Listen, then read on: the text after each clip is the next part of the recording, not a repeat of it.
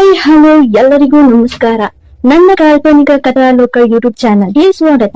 ಇನ್ನು ಯಾರೆಲ್ಲ ಸಬ್ಸ್ಕ್ರೈಬ್ ಆಗಿಲ್ವೋ ಬೇಗ ಬೇಗ ಸಬ್ಸ್ಕ್ರೈಬ್ ಆಗಿ, ಹಾಗೆ ಮುಂದಿನ ಅಪ್ಡೇಟ್ಸ್ ಗಳಿಗಾಗಿ ಬೆಲ್ ಐಕನ್ ಅನ್ನು ಒತ್ತುವುದು ಮರೆಯದು.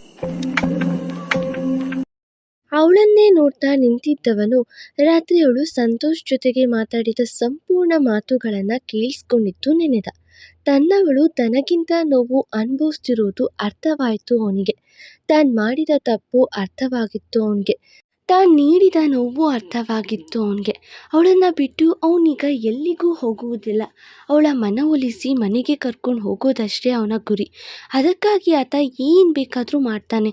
ಅವಳಿಗಾಗಿ ಎಂತಹ ಕಷ್ಟ ಕೆಲಸವನ್ನಾದರೂ ಮಾಡ್ತಾನೆ. ಅವಳ ಪ್ರೀತಿ ಪಡೆಯಲು ಎಂತಹ ದಿಗಂತದ ಎತ್ತರಕ್ಕಾದರೂ ಸಾಹಸಕ್ಕಾದರೂ ಕೈ ಹಾಕ್ತಾನೆ. ಅವಳು ಹೋದ 10 ನಿಮಿಷಕ್ಕೆ ತಾನು ಅವಳನ್ನು ಬಿಟ್ಟು ಎಲ್ಲಿಗೂ ಹೋಗಬಾರ್ದು ಎಂದು ಆಲೋಚಿಸಿದವನು, ವೈಫಿ, ನೀನಿಲ್ಲದೆ ಆಸುರ ಇಲ್ಲ ವೈಫಿ. ಮನೆಗೆ ಹೋದರೆ ಅದು ನಿನ್ನ ಜೊತೆಗೆ ಮಾತ್ರ ಎಂದು ಕೂಗುತ್ತಾ ಅವಳನ್ನು ಹಿಂಬಾಲಿಸಿ ಓಡಿದ. ಸಂತುಗೂ ಅರ್ಥವಾಗಿತ್ತು, ಈ ಬಾರಿ ಲಕ್ಕಿ ಅವಳನ್ನು ಬಿಟ್ಟು ಬರೋದಿಲ್ಲ ಎಂದು. ಅವರಿಬ್ಬರೂ ಎಲ್ಲಿದ್ದರೂ ಖುಷಿಯಾಗಿರಲಿ ಎನ್ನುವುದೇ ಅವನ ಆಸೆಯು. ತಾನು ಹಿಂಬಾಲಿಸಿದ. ಮನಸ್ಸಲ್ಲಿ ತನ್ನವನಿಂದ ದೂರ ಆಗೋ ಆಲೋಚನೆ ಇರಲಿಲ್ಲ ಹುಡುಗಿಗೆ. ಆದರೆ ಅವನಿಂದ ದೂರ ಆಗುವ ನಿರ್ಧಾರ ಮಾಡಿ ಬಲವಂತವಾಗಿ ಆ ಕಡೆ ಸಾಗಿದ ಕ್ಷಣದಿಂದ ಆಕೆ ಪಟ್ಟ ಕಷ್ಟ ಕೇವಲ ಅವಳಿಗಷ್ಟೇ ಗೊತ್ತು. ಅದನ್ನೇ ನೆನೆದು ಹೆಜ್ಜೆ ಸಾಗಿಸುವಾಗ ಓಡೋಡಿ ಬಂದವನು, ವೈಫಿ ಪ್ಲೀಸ್ ನಿಲ್ಲು. ನಿಲ್ದೆ ಬದುಕೋ ಶಕ್ತಿ ನನಗಿಲ್ಲ ವೈಫಿ. ಪ್ಲೀಸ್ ಮನೆಗೆ ಬಾ ವೈಫಿ, ಪ್ಲೀಸ್ ಎಂದು ಕೈ ಮುಗಿದ. ಬೀಳುವಾಗ ಅವನ ಕಣ್ಣು ತುಂಬಿ ಬಂದಿದೆ. ಅವಳಿಲ್ಲದೆ ಅವನಿರೋದಿಲ್ಲ ಎನ್ನುವುದು ಸ್ಪಷ್ಟವಾಗಿದೆ. ನಿಮಗೆ ಎಷ್ಟು ಸಲ ಹೇಳಬೇಕು, ನಾನು ನಿಮ್ಮ ಹೆಂಡತಿ ಅಲ್ಲ, ಪ್ಲೀಸ್ ಹೋಗಿ ಇಲ್ಲಿಂದ ಎಂದು ಹೊರಟವಳ ಕೈ ಹಿಡಿದು ಎಳೆದುಕೊಂಡು ಬಿಗಿದಪ್ಪಿ, ಹಾಗನ್ಬೇಡ ವೈಫಿ, ನೀನು ನನ್ನ ಹೆಂಡತಿ ಅಲ್ಲ ಅಂತ ಅನ್ಬೇಡ. ನಾನು ಬದುಕಿರೋದೇ ವೇಸ್ಟ್ ಅನ್ಸುತ್ತೆ.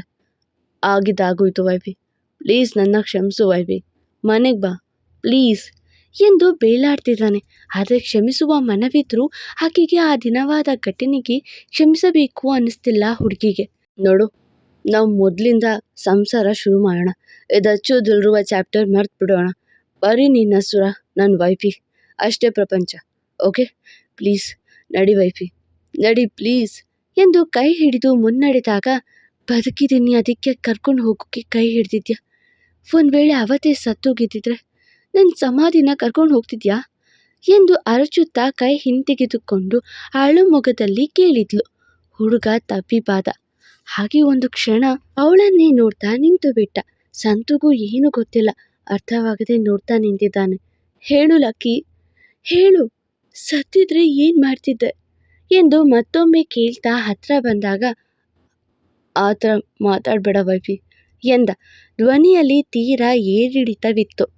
ನಂಗೆ ಉತ್ತರ ಕೊಡು, ಏನು ಮಾಡ್ತಿದ್ದೆ ನಾನು ಎಂದು ಮುಂದೆ ಹೇಳ್ತಿದ್ದವಳ ಬಾಯಿ ಮುಚ್ಚಿ, ನಾನು ಸಾಯ್ತಿದ್ದೆ ವೈಫಿ ಎಂದ. ಒಂದು ವೇಳೆ ಅದು ಮಾಡೋದಕ್ಕೂ ತಯಾರಿರ್ತಿದ್ದ ಹುಡುಗ ಅನ್ಸುತ್ತೆ. ಆದರೆ ಈಗ ಅವಳಿಗೆ ಬೇಕಿರೋ ಉತ್ತರ ಅದಲ್ಲ. ಕೇಳೋಕೆ ಚೆನ್ನಾಗಿದೆ, ಆದರೆ ಬಾಳೋಕೆ ಹೇಳು ಎಂದು ಕಣ್ತುಂಬಿಕೊಂಡು, ಆ ದಿನ ಅಲ್ಲಿಂದ ಬರೋವಾಗ ನಾನಿಷ್ಟು ನೋವು ಅನುಭವಿಸ್ದೆ ಗೊತ್ತಾ ನಿನಗೆ? ಮೂರ್ಖತನದಿಂದ ನೀನೇನೋ ಮಾತು ತಗೊಂಡೆ, ನಾನು ಮಾತು ಕೊಟ್ಟೆ, ಆದರೆ ನಿಭಾಯಿಸೋಕೆ ಎಷ್ಟು ಕಷ್ಟಪಟ್ಟೆ ಗೊತ್ತಾ ನಿನಗೆ? ನನ್ನವರು ಯಾರೂ ಇಲ್ಲ, ಎಲ್ಲಿಗೆ ಹೋಗಬೇಕು ಗೊತ್ತಿಲ್ಲ, ಏನು ಮಾಡಿದ್ರೆ ಸರಿ ಅಂತಲೂ ಅರ್ಥ ಆಗ್ತಿಲ್ಲ, ಎಲ್ಲಿ ನಾನು ಉಳಿಬೇಕು ಗೊತ್ತಿಲ್ಲ, ಯಾರ ಸಹಾಯ ತಗೋಬೇಕು ಗೊತ್ತಿಲ್ಲ. ಕೈಯಲ್ಲಿ 4 ಬಟ್ಟೆ ಬರೀ ಇರುವ ಬ್ಯಾಗ್ ಹಿಡಿದು ಬಸ್ ಸ್ಟ್ಯಾಂಡ್ಗೆ ಬಂದು ಯಾವ ಬಸ್ ಹತ್ತೆ ಅಂತಲೂ ನೋಡದೆ ಕೂತೆ. ಆ ದಿನ ಆ ಬಸ್ ಮಂತ್ರಾಲಯಕ್ಕೆ ಬಂದು ನಿಂತಿದ್ದೆ ಮಹಿಮೆ, ರಾಯರ ಮಹಿಮೆ. ಆದರೆ ಎಂದು ಘಟನೆ ನಡೆಯುತ್ತಾ ಅವನಿಗೆ ಅವಳ ವ್ಯಥೆ ಹೇಳ್ತಾಳೆ ಹುಡುಗಿ. Flashback. Mantralaya last stop ಇಳೀರಿ ಎಂದು ಕಂಡಕ್ಟರ್ ಗಂಟಲರಚಿಕೊಂಡು ಕೂಗಿದಾಗ ಬಸ್ ಇಳಿದಳು ಹುಡುಗಿ. ಅವಳ ಕೈಯಲ್ಲಿ ಒಂದು ಸಣ್ಣ ಬ್ಯಾಗ್, ಅದರಲ್ಲಿ ಒಂದು 5-6 ಜೊತೆ ಬಟ್ಟೆ ಬಿಟ್ಟರೆ ಬೇರೆ ಏನೂ ಇಲ್ಲ. ಕೈಯಲ್ಲಿರೋದು ಕೇವಲ ಪುಡುಗಾಸು. ಮುಂದೇನು ಎಂದು ಆಲೋಚನೆ ಮಾಡದೆಯೇ ಮನೆ ಬಿಟ್ಟು ಬಂದವಳಿಗೆ ರಾಯರು ತನ್ನ ಸನ್ನಿಧಿಗೆ ಬಾ ಎಂದು ಸೂಚಿಸಿದ ಮಾರ್ಗವಷ್ಟೇ ಗೊತ್ತು. ಅಳುತ್ತಾ ನಿಂತವಳಿಗೆ ಮೊದಲಿಗೆ ರಾಯರ ದರ್ಶನ ಪಡೆಯೋಣ ಎನಿಸಿತು. ದರ್ಶನ ಪಡೆದು ತನ್ನ ಮನದಾಳದ ದುಃಖ ಹೊರಗಾಕಿ ಬಂದ್ಲು. ರಾಯರ ಸನ್ನಿಧಿಯಲ್ಲೇ ಪ್ರಸಾದ ಕೂಡ ಲಭಿಸಿತು. ಮನದ ದುಃಖ ಹೊರಗಾಕಿದವಳಿಗೆ ಉಳಿಯಲು ಜಾಗ ಸಿಗಲಿಲ್ಲ. ಆ ರಾತ್ರಿ ರಾಯರ ಗುಡಿಯ ಬಳಿಯೇ ಭೂತಾಯಿಯ ಮೇಲೆ ಮಲಗಿದ್ಲು. ಆದರೆ ಬೆಳಗಿದಾಗ ಮತ್ತದೇ ಚಿಂತೆ. ಮುಂದೇನು? ಮತ್ತೆ ರಾಯರ ಗುಡಿಯಲ್ಲೇ ದರ್ಶನ ಪಡೆದ್ಲು. ಹಾಗೆ ಆಲೋಚಿಸುತ್ತಾ ಕುಳಿತಾಗ ನೋವು ಹೆಚ್ಚಾಯಿತು ಹೊರತು ದಾರಿ ಸಿಗಲಿಲ್ಲ. ರಾತ್ರಿ ಮತ್ತೆ ಆವರಿಸಿತು. ಮತ್ತೆ ಅದೇ ಸಿಕ್ಕ ದೇವಸ್ಥಾನದ ಹೊರವಲಯದಲ್ಲಿ ಯಾರಿಗೂ ಕಾಣದಂತೆ ಮುದುಡಿ ಕುಳಿತಾಗ ಅವಳ ಪುಡುಗಾಸಿಗೂ ಯಾರೋ ನರಭಕ್ಷಕ ಕಣ್ಣಾಕಿ ಬ್ಯಾಗ್ ಕಿತ್ಕೊಂಡು ಓಡಿದ. ಹೇ ನಿಲ್ಲು, ಹೇ ಎಂದು ಈಕೆ ಕೂಡ ಓಡಿದ್ಲು. ಓಡೋಡಿ ಬಂದು ಸುಸ್ತಾಗಿ ನೆಲಕ್ಕೆ ಕುಸಿಯಲು ಎದುರಿಗೆ ಯಾರು 4-6 ಜನ ಕಂಡ್ರು. ಅವ್ರು ಬಿಟ್ರೆ ರಸ್ತೆಯಲ್ಲಿ ಮತ್ಯಾರೂ ಇಲ್ಲ. ಅವರನ್ನ ಸೂಕ್ಷ್ಮವಾಗಿ ಗಮನಿಸಿದಾಗ ಗೊತ್ತಾಯ್ತು ಎಲ್ರೂ ಕುಡ್ದು ಓಲಾಡ್ತಿದ್ದಾರೆ ಎಂದು. ಅಲ್ಲಿಂದ ಇನ್ನೇನು ಹೋಗ್ಬೇಕು, ಇನ್ನಿಬ್ಬರು ಅದಾಗ್ಲೇ ಅವಳ ಮುಂದೆ ಬಂದು ನಿಂತಿದ್ದಾರೆ. ಯಾವ ಊರಕ್ಕಿದು ಮಗ, ನೋಡೋಕೆ ಮೈ ಕೈ ತುಂಬ್ಕೊಂಡು ಸಖತ್ತಾಗೇ ಇದ್ದಾಳೆ ಎಂದನೊಬ್ಬ. ಈ రోజు పండగ చేసుకోవచ్చు ಎಂದು ಇನ್ನೊಬ್ಬ ಸೇತ್ತಿದ್ದ ಸಿಗರೇಟ್ ಹೊಗೆಯನ್ನು ಅವಳ ಮುಖಕ್ಕೆ ಊದಿದ. ನೋಡಿ, ನನಗೆ ನನ್ನ ಪಾಡಿಗೆ ಹೋಗೋಗ್ಬಿಡಿ ಎಂದು ಮುಂದೆ ಹೆಜ್ಜೆ ಇಟ್ಟಳು. ಅವನ್ಯಾರು ಮಾತೆಲ್ಲ ಕಥೆಯಿಲ್ಲ, ನೇರವಾಗಿ ಅವಳ ಸೆರಗಿಗೆ ಕೈ ಹಾಕಿದ. ಚಟೀರೆಂದು ಬಾರಿಸಿ, ನೀ ಮನೆಯಲ್ಲಿ ಯಾರು ಅಕ್ಕ ತಂಗಿ ಇಲ್ವೇನೋ ಎಂದು ಕೇಳಲು ಅವನ ಇಡೀ ಗ್ಯಾಂಗ್ ಅಲ್ಲಿಗೆ ಜಮಾಯಿಸಿತು. ಒಬ್ಬರಾದ್ರೆ ಎದುರಿಸ್ಬೋದು, ಇಬ್ಬರಾದ್ರೂ ಏಮಾರಿಸ್ಬೋದು, ಆದರೆ ಅಲ್ಲಿ 10 ಹುಡುಗರು ಅಟ್ಟಾಡಿಸಿ ಹೊರಟಾಗ ಏನು ಮಾಡ್ಯಾಳು? ಪಾರಾಗಲು ಅದೆಷ್ಟು ದೂರ ಓಡಿದ್ಲೋ ಆ ರಾತ್ರಿ ಅವಳಿಗೆ ಗೊತ್ತು. ಗೊತ್ತಿಲ್ಲದ ಊರಲ್ಲಿ ಆಕೆ ಓಡಾಡಿದ ಪರಿಗೆ ಕಾಲ್ಗಳು ಕುಗ್ಗಿ ಹೋದ್ವು. ತನ್ನ ಮಾನ ಪ್ರಾಣ ಉಳಿಸಿಕೊಳ್ಳಲು ಒದ್ದಾಡಿದ್ಲು ಚಾರು. ತನ್ನ ಶಕ್ತಿ ಕುಂದಿದಾಗ ಶಕ್ತಿಗಿಂತ ಯುಕ್ತಿ ಮೇಲು ಎನ್ನುವಂತೆ ಕಣ್ಣಿಗೆ ಬಿದ್ದ ಸಣ್ಣ ಹಳ್ಳಿಯ ಒಳಗಿದ್ದ ಸಣ್ಣ ಗುಡಿ ಸೇರಿದ್ಲು. ಆ ಗುಡಿಯ ಗಂಟೆಯನ್ನು ಬಾರಿಸುತ್ತಾ ಇಡೀ ಹಳ್ಳಿ ಏಳುವಂತೆ ಮಾಡಿದ್ಲು. ಹಳ್ಳಿಯ ಗುಡಿ ಗಂಟೆ ಬಾರಿಸಿದ್ದು ಯಾರು ಎಂದು ಹಳ್ಳಿ ಜನ ಹೊರಬಂದ್ರು. ಜನ ಹೊರ ಬರ್ತಿದ್ದಂತೆ ಪಾಪಿಗಳು ಪರಾರಿಯಾದ್ರು. ಎಲ್ಲರೂ ಹೊರಗೆ ಬರುತ್ತಲೇ ಹುಡುಗಿ ಮೂರ್ಛೆ ಹೋದಳು, ನೆಲಕ್ಕುರುಳಿ. ಕಣ್ಬಿಟ್ಟಾಗ ಯಾವುದೋ ಗೋಶಾಲೆ ಪಕ್ಕದ ಸಣ್ಣ ಜಲ್ಲಿಕೆಲ್ಲಿನ ಮೇಲೆ ಮಲಗಿದ್ಲು. ಹಾಗೆ ಎದ್ದು ಕೂತಾಗ ಯಾರೋ ನೀರು ಕೊಟ್ರು.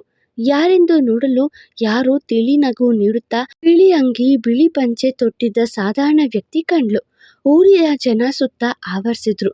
ಅದು ನಾನು ರಾತ್ರಿ ಎಂದು ಆಕೆ ಮಾತಾಡುವ ಮುನ್ನವೇ, ಇರ್ಲಿ ಮಗಳೇ, ನೀರು ಕುಡಿ ಎಂದು ನೀರು ಮುಂದಿಟ್ಟಾಗ ಗಟಗಟ್ಟನೆ ಕುಡಿದ್ಲು. ಆ ನಂತರ ಯಾರು ಏನು ಎತ್ತ ಎಂದು ವಿಚಾರಿಸಿದ. ಆಕೆ ನಿನ್ನೆ ನಡೆದ ಘಟನೆ ಹೇಳಿದ್ದು ಕೇಳಿ ಆ ಕಿಡಿಗೇಡಿಗಳನ್ನು ಹಿಡಿಯಲು ಪೊಲೀಸರಿಗೆ ಕಂಪ್ಲೇಂಟ್ ಕೊಡಿಸೋಣ ಎಂದರು. ಹಾಗೆ ನೀನು ಯಾರು ಎಂದಾಗ ತಾನು ಅನಾಥೆ ಎಂದಿದ್ದು ಹೇಳಿ, ನೀನು ಅನಾಥೆ ಅಲ್ಲ ಮಗಳೇ, ನಿನ್ನ ಮುಖ ಲಕ್ಷಣ ಹೇಳ್ತಿದೆ. ಯಾವುದೋ ಪೂರ್ವಜನ್ಮದ ತಪ್ಪಿಗಾಗಿ ಶಿಕ್ಷೆ ಅನುಭವಿಸ್ತಾ ಎಲ್ಲಿಗೆ ಬಂದಿದ್ಯಾ ಅಂತ. ಯಾಕೆ ಏನು ಎಂದು ನಾನು ಕೇಳೋದಿಲ್ಲ. ಗುರು ರಾಘವೇಂದ್ರ ಸ್ವಾಮಿಗಳೇ ನಿನ್ನನ್ನು ಏನು ಪ್ರಶ್ನಿಸಲು ನನಗೆ ಅನುಮತಿ ಕೊಡ್ತಿಲ್ಲ.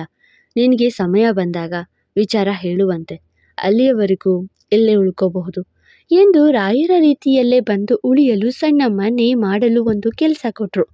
ವಾಸ್ತವ ಆ ದಿನ ಆ ಕ್ಷಣ ನಾನು ಎಷ್ಟು ಹೆದರಿದ್ದೆ, ಎಷ್ಟು ನೋವು ಅನುಭವಿಸಿದ್ದೆ ಅಂತ ನನಗೆ ಗೊತ್ತು. 3 ದಿವಸ ಬರೀ ರಾಯರ ದೇವಸ್ಥಾನದ ಸುತ್ತಮುತ್ತವೇ ಓಡಾಡಿದ್ದೀನಿ. ಬ್ಯಾಗ್ ಕಳ್ಕೊಂಡಂತೆ ನನ್ನ ಬದುಕು ಕಳ್ಕೊಂಡಿದ್ದಿದ್ರೆ ಇದಕ್ಕೆಲ್ಲ ಕಾರಣ ಯಾರು? ಯಾರಾಗಿರೋರು ಲಕ್ಕಿ? ನೀನೇ ಲಕ್ಕಿ. ನಿನ್ನ ಅವಿವೇಕತನನೇ ಕಾರಣ. ಒಂಟಿ ಹೆಣ್ಣು ಮುಂದೇನು ಮಾಡ್ತಾಳೆ? ಆ ಆಲೋಚನೆ ಮಾಡದೆ ಪ್ರಮಾಣ ಮಾಡಿಸ್ಕೊಂಡೆ ಅಲ್ವಾ? ಈಗ ಬಾ ವೈಫಿ ಅಂತ ಬಂದ ತಕ್ಷಣ ಬರಬೇಕಾ ನಾನು? ಜೀವಂತವಾಗಿದ್ದೀನಿ ಕರೀತಿದ್ದೆ, ಒಂದು ವೇಳೆ ಶವ ಆಗಿದ್ದಿದ್ರೆ ಆಗ ಹೇಗೆ ಕರೀತಿದ್ದೆ ಎಂದು ಕಣ್ತುಂಬಿಕೊಂಡು ಕೇಳಿದವಳ ಮುಂದೆ ತಲೆ ತಗ್ಗಿಸಿದ. ಒಂದು ವೇಳೆ ಅವತ್ತು ನಾನು ಆ ಪಾಪಿಗಳ ಕೈಯಲ್ಲಿ ಸಿಕ್ಕಿದ್ರೆ ನನ್ನ ಗತಿ ಏನಾಗ್ತಿತ್ತು ಲಕ್ಕಿ? ಹೇಳು, ಏನಾಗೋದು ಹೇಳು ಎಂದು ಓಲಾಡಿದಳು. ಏನೊಂದು ನುಡಿಯಲಿಲ್ಲ. ಅವನು ಕಣ್ತುಂಬಿಕೊಂಡು ತಲೆ ತಗ್ಸಿದ್ದ. ನಿನ್ನ ಹುಚ್ಚು ಪ್ರಮಾಣಕ್ಕೆ ನನ್ನ ಮಾನ ಪ್ರಾಣ ಎರಡೂ ಹೋಗ್ತಿತ್ತು. ಆಗ ನೆಮ್ಮದಿ ಸಿಕ್ತಿತ್ತ ನಿನಗೆ? ಆಗ ಎಲ್ಲಿಗೆ ಹುಡ್ಕೊಂಡು ಹೋಗ್ತಿದ್ದ ನೀನು? ಆ ಪೊರ್ಕಿಗಳು ನನ್ನ ಕೊಂದೆ ಅಂತ ಬಂದು ನಿನಗೆ ಹುಡ್ಕೋಕೆ ಸಹಾಯ ಮಾಡ್ತಿದ್ರಾ? ಹೇಳು ಲಕ್ಕಿ ಎಂದು ಅವನ ತೋಳಿಡಿದು ಕೇಳಲು ಏನೆಂದು ಉತ್ತರಿಸುತ್ತಾನೆ ಅವನು. ಹೀಗೆ ನಿನ್ನ ವೈಫಿ ಸಿಕ್ಕಿದ್ದಾಳೆ, ಖುಷಿಯಾಗಿ ಸಂಸಾರ ಮಾಡುವಂತೆ ಅಂತ ಯೋಚನೆ ಮಾಡಿದೆ ಅಲ್ವಾ? ನಾನು ದಚ್ಚು ದಿಲ್ರುಬಾ ಕಥೆಯನ್ನು ಮರಿ ಅಂತ ಎಷ್ಟು ತಿಂಗಳಿಂದ ಹೇಳ್ತಾ ಬಂದೆ. ಅದು ನೀನು ದಿಲ್ರುಬಾ ದ್ವೇಷ ಕಿಚ್ಚು ಅಂತ ಹುಚ್ಚುಚ್ಚಾಗಿ ಪ್ರಮಾಣ ಮಾಡಿಸ್ಕೊಂಡೆ. ನೀನೇ ಗೆದ್ದೆ, ನೀನೇ ಗೆದ್ದೆ. ನಿನ್ನ ದ್ವೇಷನೇ ಗೆಲ್ತು. ಹೋಗು, ಮತ್ತೆ ಬರಬೇಡ. ಹೋಗು, ನಿನ್ನ ವೈಫಿ ಆ ದುಷ್ಟರ ಕೈಗೆ ಸಿಕ್ಕಿ ಪರದಾಟ ನಡೆಸುವಾಗಲೇ ಸತ್ತೋದ್ಲು. ಹೋಗು ಇಲ್ಲಿಂದ ಲಕ್ಕಿ ಎಂದು ಕಿರುಚಿದಾಗ ಮಂಡಿಯೂರಿ ಕುಸಿದ ಲಕ್ಕಿ. ಮುಂದೆ ಹಾಗಾದರೆ ನಿಜವಾಗ್ಲೂ ಲಕ್ಕಿ ಚಾರುನ ಕನ್ವಿನ್ಸ್ ಮಾಡೋಕೆ ಆಗೋದಿಲ್ವಾ? ಅಥವಾ ಮಾಡಿದ್ರೆ ಹೇಗೆ ಮಾಡ್ತಾನೆ? ಆ ದಿನ ಚಾರು ಅನುಭವಿಸಿದ ನೋವಿಗೆ ಬೇಗ ಲಕ್ಕಿಗೆ ಕ್ಷಮೆ ಸಿಗುತ್ತೆ ಅಂತ ಅನ್ನಿಸ್ತಿಲ್ಲ. ನೋಡೋಣ ಮುಂದಿನ ಸಂಚಿಕೆಯಲ್ಲಿ. ಮತ್ತೆ ಸಿಗುವ. Thank you.